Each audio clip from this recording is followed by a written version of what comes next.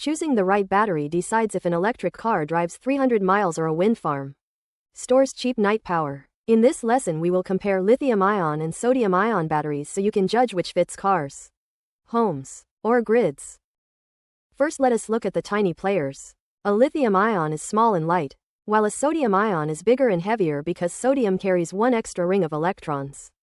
Both ions need a host to sit inside. Lithium likes graphite layers on the anode and metal oxide layers on the cathode.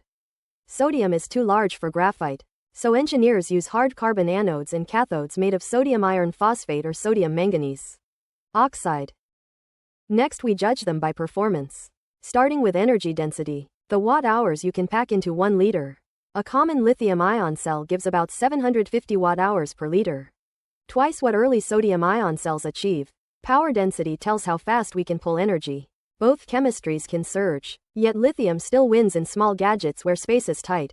Cost per kilowatt-hour flips the story. Sodium sells for roughly 2/3 the price of lithium because its raw materials come from sea salt and soda ash. Safety steps in through thermal stability. Sodium-ion cells stay cooler above 100 degrees Celsius and resist oxygen release better. Cycle life counts full charge and discharge rounds. Good lithium packs reach 2,000 to 3,000 cycles, while latest sodium packs already pass 4,000. Degradation happens when ions crack host particles or grow unwanted layers. The larger sodium ion causes more mechanical stress, but new hard carbon structures flex and last longer. For the planet, lithium mines strain desert water and sodium is extracted from seawater that is almost limitless.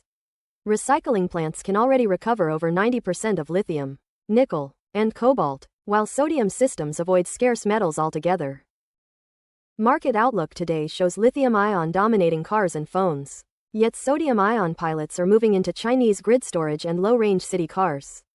Forecasts predict sodium will grab about 20% of stationary storage by 2030. Thanks to its low cost and good safety. Let us work a quick energy density example using a cylindrical lithium-ion cell. The cell holds 3 amp-hours at 3.6 volts. So energy equals 3 times 3.6, giving 10.8 watt-hours.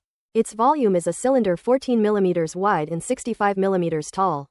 About 10.0 cubic centimeters. Energy density is 10.8 watt-hours divided by 0.01 liters. Coming out near 1000 watt-hours per liter for this high-end cell.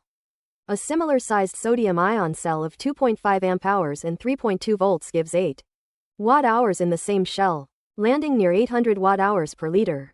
You can see lithium still leads on space, yet sodium is closing the gap while costing less per kilowatt-hour. Lithium wins on energy and power, sodium wins on cost, safety, and material abundance. Keep watching. As factories scale, sodium-ion may power tomorrow's grid while lithium-ion keeps cars rolling further. Generate your own educational videos for free at eduvids.vercel.app.